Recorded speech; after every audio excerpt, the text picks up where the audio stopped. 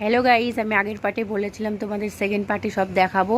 তো চলো, আমি আজকে চলে এসেছি রামপ্রসাদের জন্মভিটেতে। এখানে দেখো, রামপ্রসাদে বেড়া বুনতেন, বুনতে বুনতে দেহ রেখেছিলেন, যেখানে কালীমা কন্যারূপে এসে বেড়া ধরেছিলেন। সেই জায়গাটা স্টিলের স্মৃতি হিসাবে এখন করে দেওয়া হয়েছে। তো দেখো,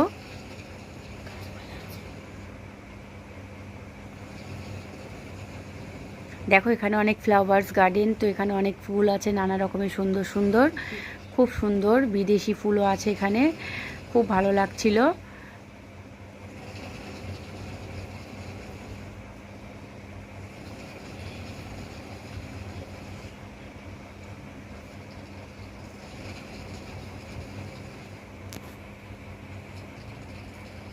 আর দেখো, এখানে একটা পুকুর রয়েছে, খুব সুন্দর। এই পুকুর অনেক মাছ আছে, কিন্তু তোমাদের আমি ভালো করে দেখাতে পারলাম না, কিন্তু আসলে তোমরা দেখতে পারবে। এখানে তোমরা একদিন অবশ্যই এসে ঘুরে যাবে, খুব সুন্দর।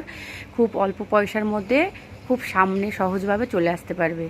তো গাইজ দেখো, টাটা।